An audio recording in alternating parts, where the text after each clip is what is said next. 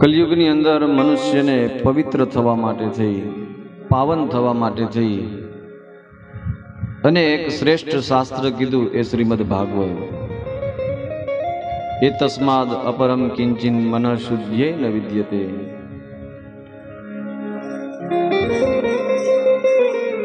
આપણા સૌની અંદર ક્યાંક ને ક્યાંક એ મેલ ભરાયેલો છે, મનનો મેલ. તે મનના મેલને નાશ કરવા માટે થઈ અને મનને પવિત્ર કરવા માટે થઈ અને આ દિવ્ય શ્રીમદ ભાગવત સપ્તાહ પરમાત્માએ આપણા ઉપર કૃપા કરી, કરુણા કરી અને આપણી સમક્ષ મૂક્યું છે. ગઈકાલની કથામાં આપણે જોયું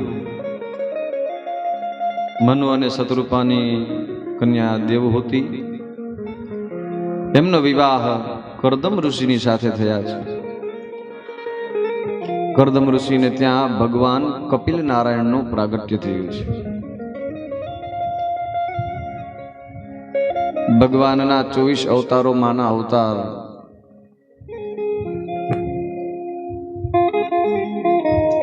અને એ કપિલ મુનિ પોતાની માતાને જ્ઞાન આપે છે. એમની માતાને જિજ્ઞાસા થઈ છે દેવહૂતિને.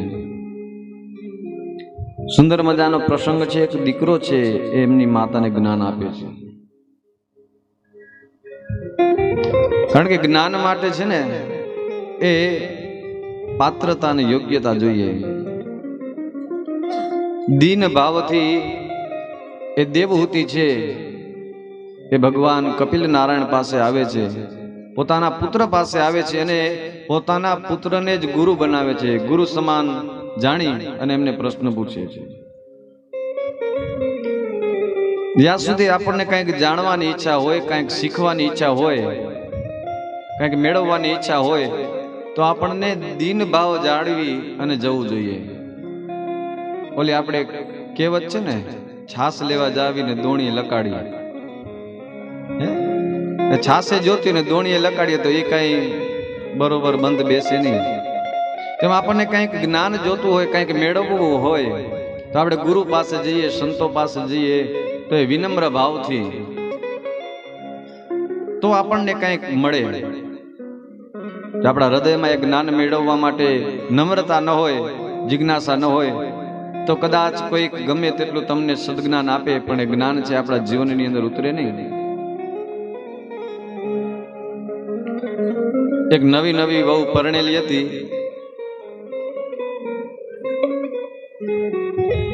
રસોઈ કરતા આવડતું નતું, પણ કીધું નહીં કે મને રસોઈ કરતા આવડતી નથી. એને સાસુમાએ કીધું કે હું તમને શીખવાડું, પણ કે મને બધું આવડે છે, તમારે કઈ શીખવાડવાની જરૂર નથી. એટલે પછી એને ઓલી પુસ્તક લીધી હશે રસોઈ બનાવવાની, ચોપડી આવે ને. હવે તો મોબાઈલમાં થઈ ગયું, નેટમાં કેટલા બધા યુટ્યુબરો જોતા હશો. કોરોના કાળમાં જ્યારે લોકડાઉન હતો એટલે લગભગ બધા એ જ ધંધા કર્યા. યુટ્યુબરો વિડીયા જોઈને નવા કાંઈક રસોઈના અખતરા કરે. રોજ કાંઈક ને કાંઈક નવું બનાવતા, નવરા બેઠા શું કરે બધી. તેને રસોઈ બનાવતા આવડે નહીં એટલે એમાં એને વાંચ્યું. એ કીધું કે ભાત બનાવવાના હતા એટલે કે 1 વાટકી ચોખા છે કુકરમાં રાખવા અને 2 ગ્લાસ પાણી રાખવાનું. તો હજી કુકર ખોલી નાખ્યો, વાટકી ભરીને ચોખા મૂકી દીધા, 2 ગ્લાસ પાણીના ભરીને કુકરમાં મૂકી દીધા અને પછી કર્યો ગેસ ચાલુ. થોડીક વાર તો હાલી પણ પછી સમય ગયો એટલે કુકર સીધું ફાટ્યું. એવી રીતના ચોખા નતા મૂકવાના. ચોખા નાખીને એમાં 2 ગ્લાસ પાણી નાખીને પછી ભાત ચડાવવાના હતા. પણ એને એ નમ્રતા કેળવીને એની સાસુને પૂછ્યું નહીં કે ભાત કેમ બનાવાય. એટલે જ્યાં સુધી આપણે નમ્રતા ન હોય, નમ્રતા ન કેળવીએ ત્યાં સુધી આપણને જ્ઞાન મળતું નથી. એટલે જ્યાં આપણે જ્ઞાન મેળવવા માટે જઈએ, ગુરુ પાસે જઈએ, ક્યાંક સત્સંગમાં જઈએ તો આપણે નમ્રતા કેળવવી જોઈએ, પાત્રતા કેળવવી જોઈએ. જ્યાં સુધી આપણી અંદર પાત્રતા ન આવે ત્યાં સુધી એ જ્ઞાન છે આપણને ઉતરતું નથી. बिनु सत्संग विवेक न होई, बिनु सत्संग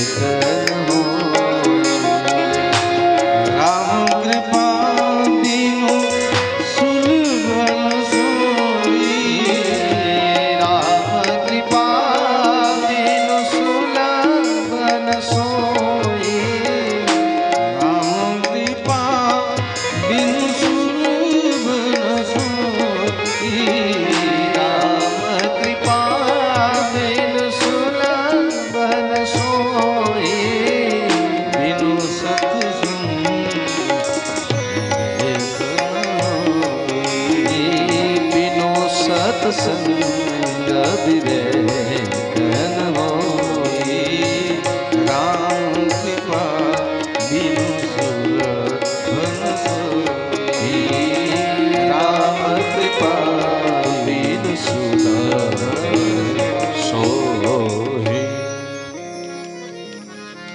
તે કોઈ સાચા સદગુરુ મળે તો એ આપણને જ્ઞાન આપી શકે. અને જ્યાં સુધી જીવનમાં આચરણ ન હોય ત્યાં સુધી આપણે કોઈ પાસે જ્ઞાન મેળવીએ તો એ જ્ઞાન પણ આપણને ઉતરે નહીં. એક સમયે કોઈ સંત પાસે એક માં છે પોતાના દીકરાને લઈને જાય છે. એક માં એના દીકરાને લઈને જાય અને કહે છે કે પ્રભુ આ અમારો દીકરો છે ગોળ બહુ ખાય છે, બહુ ગળ્યું ખાય, બહુ મીઠું ખાય ને ગોળ ખાવાની બહુ આદત છે. સવારે શિરામણમાં ગોળ જોઈએ, બપોરે જમવામાં ગોળ જોઈએ, રાતે વાળું કરે તોય ગોળ, અરે સાંજે રોંઢો કરે ને આપણે 4-5 વાગે કઈક નાસ્તો કરે ને એને રોંઢો કે સાંજે મમરા ભેગો ગોળ ખાય. એટલે એને ગોળની આદત છોડાવી છે. ગોળ બહુ ખાય એટલે સંતે કીધું કે તમે હમણાં નહીં, તમે અઠવાડિયું 10 દિવસ રહીને પછી આવો. અઠવાડિયું 10 દિવસનો સમય જાય એટલે એની માં છે એ ફરીથી એના દીકરાને સાથે લઈને સંત પાસે આવે અને પૂછે અને કહે છે કે હવે મારા દીકરાને ગોળની આદત છોડાવો. એટલે પછી એ સંત છે એને એના બાળકને સમજાવે છે કે દીકરા ગોળ ખાવો કઈ બહુ સારો નથી, ડાયાબિટીસ થઈ જાય બહુ ગોળ ખાઈએ ને તો, કે બહુ મીઠું ન ખવાય. પહેલાના સમયમાં માણસો પરિશ્રમ કરતા, મહેનત કરતા, એમનું જીવન એવું હતું એટલે કદાચ એ છે શરીર એમનું બેલેન્સ બની રહેતું, રોગો ના થતા. પણ હવે બધાનું જીવન બેઠાડું થઈ ગયું. ઘરઘંટી હલાવી હશે બધા ડોસીમાં હાથેથી, સવારના પ્રભાતિયા વાગતા હોય અને દરણો દળતા હોય. હવે તો સરસ મજાની ચક્કીઓ આવી ગઈ, કંઈ કરવાની જરૂર જ નહીં. ઘઉં એમાં પૂરા થઈ જાય ઓટોમેટિક મ્યુઝિક વાગવા માંડે, ભાઈ બંધ થઈ ગયું. હવે એ બધી મહેનત પહેલાના સમયમાં હતી. કપડાં હાથે ધોવા પડતા, હવે વોશિંગ મશીન થઈ ગયા. તો પહેલાના સમયમાં એ મહેનતનું કામ હતું, તો એ છે બધું પચી જતું. એ સંત કહે છે કે દીકરા ગોળ ખાવો કઈ બહુ સારો નથી. તેની માં કહે છે કે બાપુ આ વાત તો તમે અઠવાડિયું પહેલા કહી શકતા હતા, કે અઠવાડિયું પહેલા મને ગોળની બહુ આદત હતી, હું બહુ ગોળ ખાતો હતો. હવે મેં ગોળ બંધ કરી દીધો એટલે હું તમને કહી શકું કે ગોળ ખાવો કઈ બહુ સારો નથી. એટલે જ્યાં સુધી આચરણમાં ના હોય ત્યાં સુધી આપણે કોઈને જ્ઞાન પીરસીએ તો જ્ઞાન છે લોકોના જીવનમાં ઉતરે નહીં. દેવહૂતિ ભગવાન કપિલ પાસે શરણાગતના ભાવથી આવે છે. પોતાના પુત્રને ગુરુ સ્વરૂપે સ્વીકારી અને ભગવાન કપિલને પૂછે છે, કહે છે કે હે દેવ, આ જગતની અંદર સાચું સુખ ક્યાં છે? સાચો આનંદ ક્યાં છે? કારણ કે ઇન્દ્રિયોનું સુખ છે એ સાચું સુખ નથી.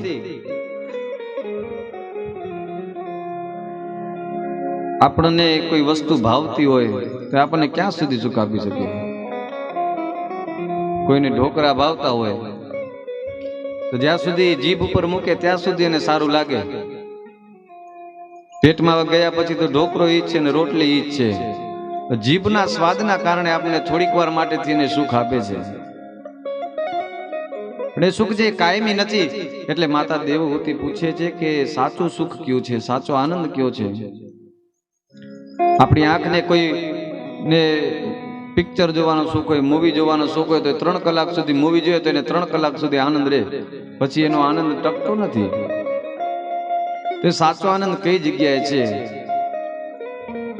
એટલે કપિલ ભગવાન પોતાની માતાને કહે છે કે માં, આ આનંદ છે ને એ આત્માનું સ્વરૂપ છે, અને એ આનંદ છે એ આપણે પહેલા જ મહાત્મ્યની અંદર પહેલા શ્લોકમાં કીધું સચ્ચિદાનંદ રૂપાય.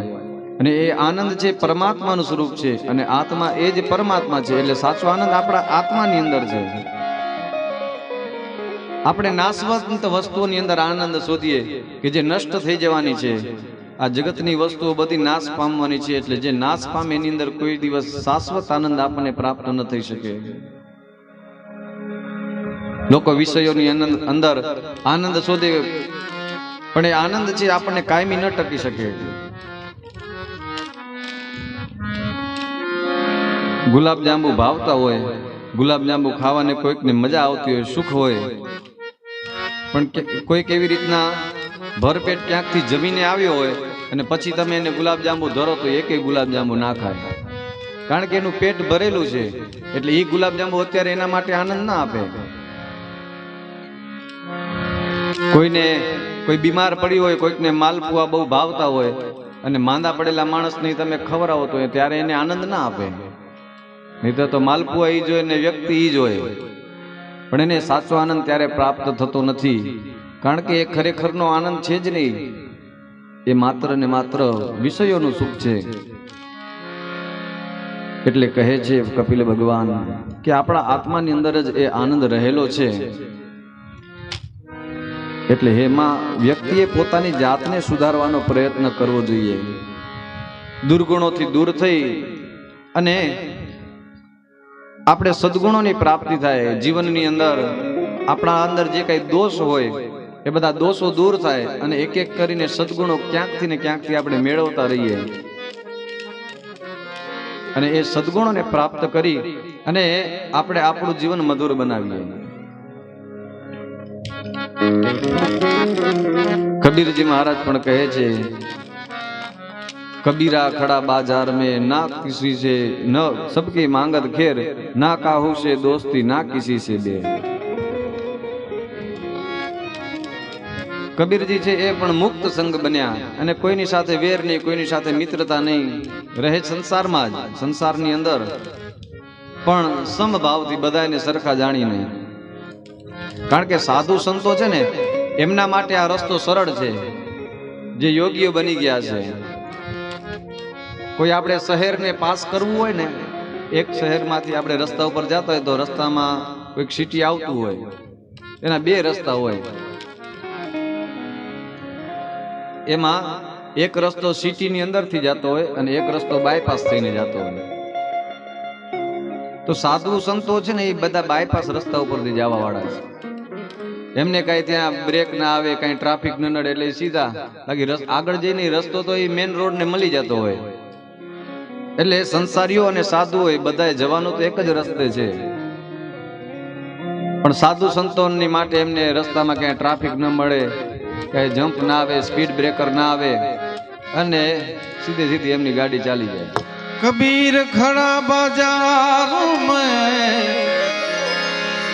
हो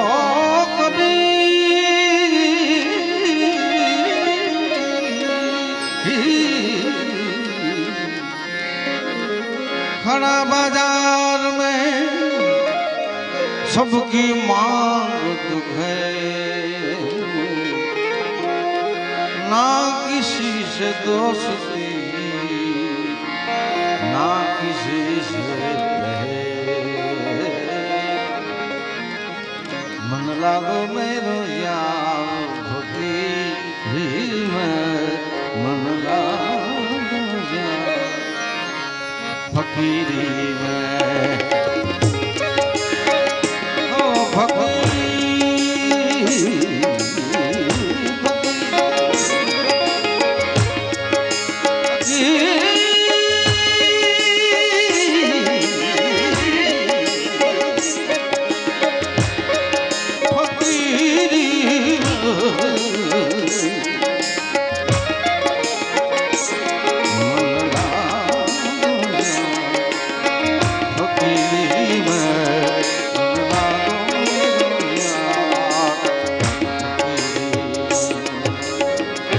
मन को कहो न कीजिए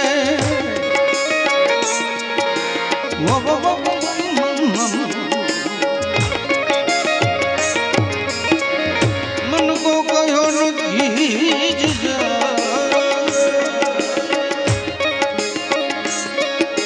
मन जहाँ तहाँ ले जा,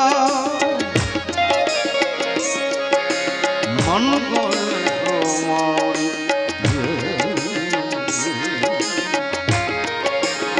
टुक टुक हो जा, मन लागो रे लागो रे लागो रे,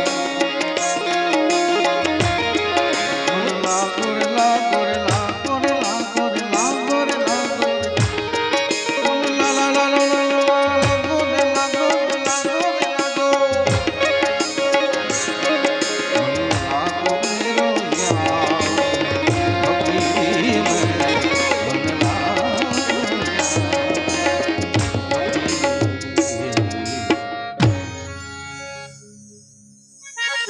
એટલે જેનું મન છે યોગીઓનું, સાધુઓનું, સંતોનું, એ વિરક્ત થઈ ગયું. એટલે એમના માટે પરમાત્મા સુધી પહોંચવાનો રસ્તો સહેલો છે.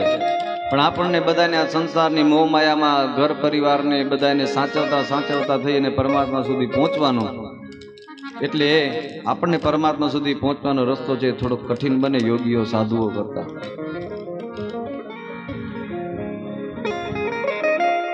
તો મન પવિત્ર બને, મન ચંગા તો કથરોટ મેં ગંગા, આપણે કહેવત છે. મન પવિત્ર બને, મન શુદ્ધ બને, દુર્ગુણોનો નાશ થાય અને સદગુણોનો ઉદય થાય. કપિલ મહારાજ કહે છે કે માતા, આ જે કાંઈ પણ સ્થાવર જંગમ જે કાંઈ દેખાય છે એ બધું જ પરમાત્મામય છે એમ સમજી અને જીવન જીવવું જોઈએ. બે રસ્તા છે, કાં તો કોઈની અંદર આસક્તિ નહીં, અને તો જે છે એ બધું પરમાત્મામય છે એમ સમજવું. કાં તો કોઈ આપણું નથી અને આ સંસાર છે મિથ્યા છે એમ સમજી અને પરમાત્માના ભજનમાં લાગી જાય, અને એ ન થઈ શકે તો જે કાંઈ પણ છે બધું પરમાત્મામય છે. આપણી સામે જે દેખાય એને સાધુ સંતો તો એમ કે એને એની અંદર નારાયણ બિરાજમાન છે, એટલે આપણે નારાયણ સમજીને પ્રણામ કરી લેવા. સાસુમાને પોતાના વહુની અંદર નારાયણ દેખાવા જોઈએ.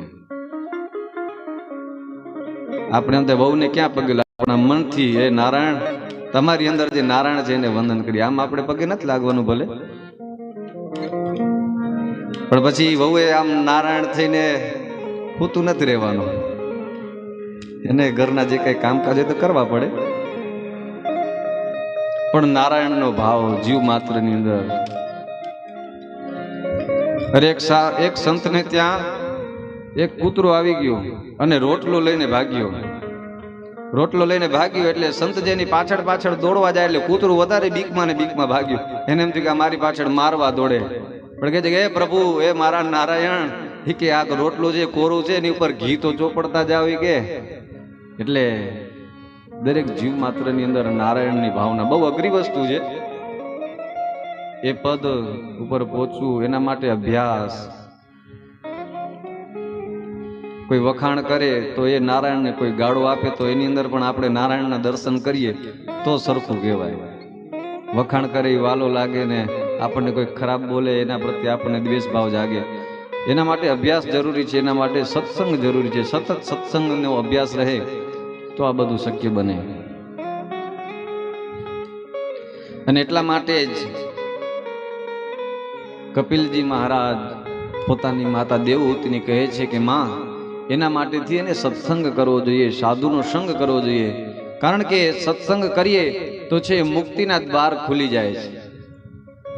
સત્સંગ છે મુક્તિના દ્વાર ખુલી જાય. સત્સંગના ઘણા બધા ફાયદાઓ આપણે આગળ પણ જોઈ ગયા. અને નીતિ શતકની અંદર ભર્તૃહરિ મહારાજે પણ એક સુંદર મજાનો શ્લોક લખ્યો. જાડ્યમ ધિયો હરતિ સિંચતિ વાચિ સત્યમ માનોન્નતિમ દિશતિ પાપમ પાકરોતિ ચેત પ્રસાદયતિ દીક્ષુતનોતિ કીર્તિમ સત્સંગતિ કથય કિન્ન કરોતિ પુંસામ. ભર્તૃહરિ મહારાજ કહે છે, સત્સંગની અંદર મનુષ્યને શું પ્રાપ્ત નથી થતું? જાડ્યમ ધિયો હરતી. જાડ્યમ એટલે બુદ્ધિનું જાડાપણું. હરતી એટલે હરી લે છે. સત્સંગ છે એ બુદ્ધિનું, એ જે કહો કેમ કે હું કહું એ જ સાચું, તમે બધા કહો એ બધું ખોટું. પોતાનો જ મત છે એ પ્રસ્થાપિત કરે. 50 જણા બેઠા હોય એમાં 45 જણા એમ કહેતા હોય કે આ નહીં આ વાત સાચી થાય, પણ એ કહે છે ના હું કહું જ સાચું. એ બુદ્ધિની જડતા છે, સત્યને સમજાય નહીં. અનુભવી લોકો એના અનુભવ પોતાના જણાવતા હોય કે આમ કરવાથી આમ થાય, આમ કરવાથી આમ થાય, છતાંય માને નહીં, પોતાનું ધાર્યું જ કરે. તો એ બુદ્ધિની જડતા છે. તો ક્યારે એ બુદ્ધિની જડતા નાશ પામે? સત્સંગ કરવાથી બુદ્ધિની જડતા નાશ પામે. સિંચતી વાચી સત્યમ. સિંચતી એટલે સેચન કરે છે. શું સેચન કરે? તો કે વાચી એટલે વાણીની અંદર. શેનું સેચન કરે? તો કે સત્યતાનું. જે વ્યક્તિ સત્સંગમાં જાતો થઈ જાય, જે વ્યક્તિ કોઈ સદગુરુને આશરે જાતો થઈ જાય, એ વ્યક્તિ પછી ધીરે ધીરે એ જૂઠ બોલવાનું એનું ઓછું થઈ જાય. અને ઘણાની આદત હોય ને, આમ મુંદરાથી નીકળ્યા હોય ને તલવાણા આવતા હોય તો હજી પહોંચી આવે પ્રાગપર ચોકડી દે કે કી ને બેદડે પગો અહીંયા આચા તો એવડી 2 મિનિટે મેં તો ઈ છે, ઈ અસત્ય વાત છે. ખબર છે કે ભાઈ પ્રાગપર ચોકડી કહી દઉં ને ભાઈ 15 મિનિટ લાગશે, એમાં કઈ બહુ ખોટું નથી જાય. પણ એ ક્યારે થાય કે તમે સત્સંગના પ્રભાવમાં સત્સંગમાં બેસો તો તમને ખબર પડે. આપણને એમ લાગે કે આ નાનકડું અસત્ય છે ને, પણ નહીં અસત્ય સમ પાતક દૂજા. અસત્ય સમાન કોઈ બીજું મોટું પાપ નથી. પણ સત્સંગ કરવાથી આપણી વાણીની અંદર સત્યતાનું સેચન થાય. માનોન્નતિમ દિશતી. માણસને ઉન્નતિની પ્રાપ્તિ થાય સત્સંગ દ્વારા. પાપો છે એનાથી દૂર થઈ જાય. કારણ કે સત્સંગ કરે એટલે એ ખોટા કામ કરવાના બંધ કરી દે, સત્યના માર્ગ ઉપર ચાલવા માંડે. એટલે પાપો છે એનાથી થતા અટકાઈ જાય. એટલે પાપમ પા કરોતી ચેતઃ પ્રસાદયતિ દીક્ષુ તનોતિ કીર્તિમ. એનું ચિત્ત છે પ્રસન્ન થાય અને દરેક દિશાઓની અંદર એ સત્સંગ કરવાથી એની કીર્તિ છે એ ફેલાય છે. એટલે ભર્તૃહરિ મહારાજ કહે છે કે હે મનુષ્યો, મને કહો કે એવું કઈ વસ્તુ છે કે જે સત્સંગ દ્વારા પ્રાપ્ત ન થાય. મનુષ્યને સત્સંગથી જ દરેક વસ્તુની પ્રાપ્તિ થાય.